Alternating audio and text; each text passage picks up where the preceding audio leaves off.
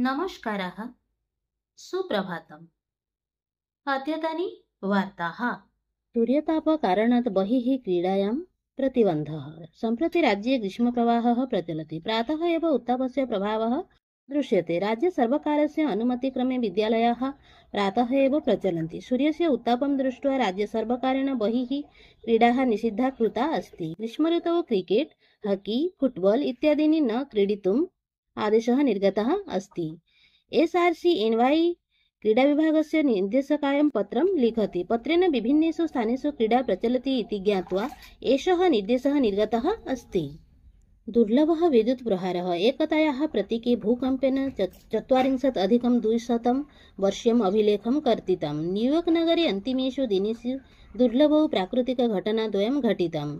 24+200 तमस्य वर्षस्य एप्रिल् मासस्य 4 दिनाङ्के भयङ्कर विद्युत् प्रवाहः अभवत्। न्यूयार्क नगरस्य स्वतन्त्रतायाः प्रतिमायां विद्युत् प्रहारः अभवत्। स्वतन्त्रतायाः प्रतिमाया न्यूयार्क नगरस्य परिचयः इति मन्यते।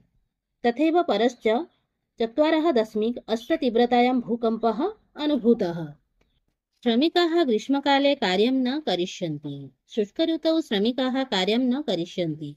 श्रमविभाग पार्श्वतः निर्देशः निर्गतः अस्ति। दिनं 11 सार्ध 3 पर्यन्तं कार्यं कर्तुं निषिद्धम् अस्ति। एप्रिल् मासात् जून् मासस्य 15 दिनाङ्कपर्यन्तं कोठररूपेण प्रवर्तते। तदर्थं राज्यस्य आयुक्त सर्वेषां मण्डलानां जिल्लाधिकारी तथा राज्यश्रम आयुक्ताय पत्रं प्रेषितम् अस्ति।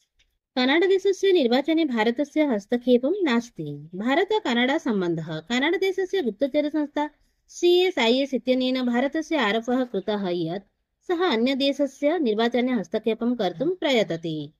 भारतम् एतस्य प्रतिक्रियां ददाति। कनाडादेशस्य गुप्तचरसंस्थायाः CSIS इत्यनेन कृताः आरोपाः भारतेन निराधाराः इति उक्ताः। प्राथमिकविद्यालय प्रश्नपत्र प्रघटघटना। शिक्षकः दण्डितः। प्राथमिकविद्यालय प्रश्नपत्र प्रघटघटनायां सहायकशिक्षक साइबर आरक्षेण गृहीतः। सहायकशिक्षकः जगन्नाथः प्रथमतः 7मपर्यन्तं प्रश्नपत्राणि स्वस्य यूट्यूब् मध्ये प्रकाशं कृतवान्। जगन्नाथः स्वस्य यूट्यूब् दृश्यानां वर्धनार्थं स्वपत्न्या सह एतत् कृतवान्।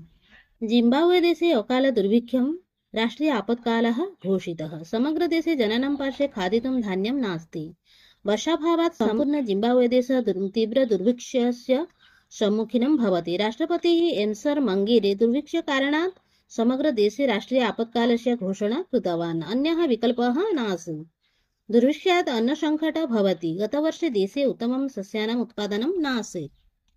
ह्यः वारुणीमेलायां लक्षशः तीर्थयात्रिणः मग्नाः आसन्। ह्यः द्वादशस्नानम् आसीत्। अनेकवर्षेभ्यः अनन्तरं जाजपुरस्य बैतरणीनद्याः दासमेधाघाटे अन्नपानार्थं लक्षाधिकभक्ताः समुपस्थिताः भवन्ति स्म।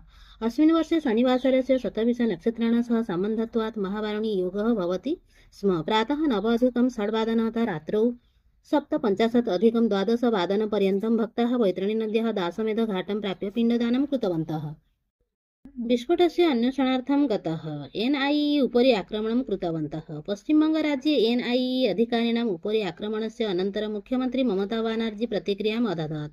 ममता पृष्टवती यत् NIA इत्यनेन मध्यरात्रौ अधिकारिणां किमर्थम् आक्रमणं कृतं, किमर्थं ते स्थानीय आरक्षिताः अनुमतिं न गृहीतवन्तः।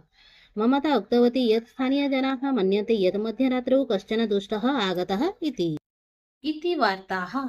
धन्यवादः। जयतु भारतम्, जयतु संस्कृतम्।